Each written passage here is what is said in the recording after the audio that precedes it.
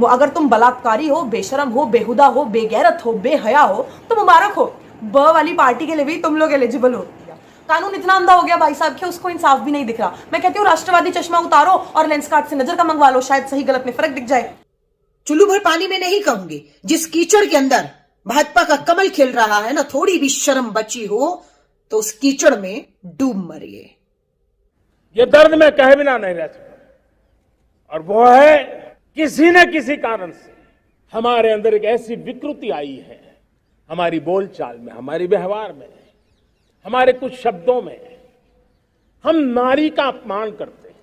क्या हम स्वभाव से, संस्कार से, रोजमर्रा की जिंदगी में नारी को अपमानित करने वाली हर बात से मुक्ति का संकल्प ले सकते हैं? नारी का गौरव राष्ट्र के सपने पूरे करने में बहुत बड़ी पूंजी बनने वाला है, ये सामर्थ्य मैं देख रहा हूं। न्यायालयों की बातें सुन के ऐसा लगता है कि अरे बखैती तो ये लोग कर ही रहे हैं, मैं क्या करूं, फिर जॉब छोड़ दूं। आजादी के 75वें अमृत महोत्सव पर हमने बिल्किस के बलात्कारियों को आजाद कर उससे उसकी आजादी और न्याय छीन लिया। कानून इतना अंधा हो गया भाई साहब कि उसको इंसाफ भी नहीं दिख रहा। मैं कहती हूँ राष्ट्रवादी चश्मा उतारो और लेंस कार्ड से नजर का मंगवा लो, शायद सही गलत में फर्क दिख जाए। अब इन घटिया लोगों को मारला पहनाकर, इनको प्रसाद खिलाकर, इनकी आरती उतारकर अब भगवानों का अपमान नहीं कर रहे हो तुम, इनको उनकी तरह का सेम दर्जा देकर अब तुम्हारे सेंटीमेंट्स हर्ट ना हो रहा है। खैर चलो छोड़ो, एक तो वो औरत, ऊपर से वो मुसलमान, क्यों ही कोई इसके बारे में बात करेगा, क्योंकि औरत का सम्मान तो हम लोगों ने सिर्फ भाषणों तक सीमित कर रखा है। मैं कहती हूँ उसमें भी बोलने को रहने दो, क्या जरूरत है लड़कियों को होप्स देने की कि चलो अच्छा हो सकता है उनके लिए कुछ। वो अगर तुम बलात्कारी हो, बेशरम हो, बेहुदा हो, बेगैरत हो, बेहया हो तो मुबारक हो। ब वाली पार्टी के लिए भी तुम लोग एलिजिबल हो। अब वैसे तो इस पार्टी के लोगों में ना हिम्मत है, ना गूदा और ना ही फैक्ट्स कि वो किसी अन्याय के अगेंस्ट अपनी आवाज उठा सके, मगर इनके एक चिराग ने जब अपना मुंह खोला भी तो गोबर बक्का हगेगा ही।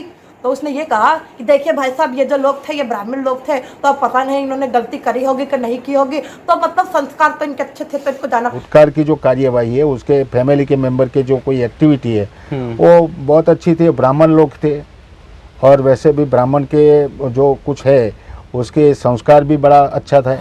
इनकी बातें सुन के ऐसा लगता है कि मैं किसी दिन फिनाइल ना आया हूँ, मतलब हार्पिक से कान धो लूँ अपने, या रगड़ रगड़ के सब साफ कर लूँ कि नहीं प्रभु, ये सब देखने के लिए नहीं पैदा किया आप लोगों ने मुझे।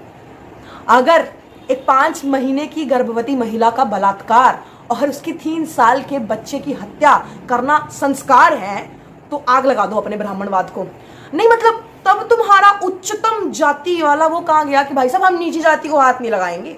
एक मुसलमान महिला का बलात्कार करते समय तुम्हारी प्योरिटी प्रदूषित नहीं हो रही थी? वैसे तो मैं कह लेती कि थोड़ी शर्म करो, अरे शर्म करो, थोड़ी शर्म करो, मगर फिर मुझे रियलाइज हुआ कि शर्म बेच के ही तो पार्टी का टिकट लिया होगा, है कि नहीं। और सम्मान की बात करके सिर्फ अपमान कर रहे हो। नहीं अपना नहीं, हमारा आपका अपमान, मतलब चलो खैर छोड़ो। नारी को अपमानित करने वाली हर बात से मुक्ति का संकल्प ले सकते हैं। गुजरात में 21 साल की एक महिला के साथ 11 लोग मिलकर सामूहिक बलात्कार करते हैं। तब महिला 5 महीने के गर्भ से थी। बलात्कारियों का मन नहीं भरा तो महिला की मां का भी बलात्कार किया। इतने से भी मन नहीं भरा तो परिवार के 7 सदस्य, जिसमें 3 बच्चे शामिल थे, उन्हें मौत के घाट उतार दिया। कोर्ट ने उन्हें फांसी देने की बजाय उम्र कैद में दी, लेकिन भाजपा की सरकार का मन पसीज गया। और आज पता लगता है, जब मिठाई बंट रही होती है, भाजपा के कार्यकर्ता मिठाई बांटते हैं और खाने वाले कौन थे मालूम है?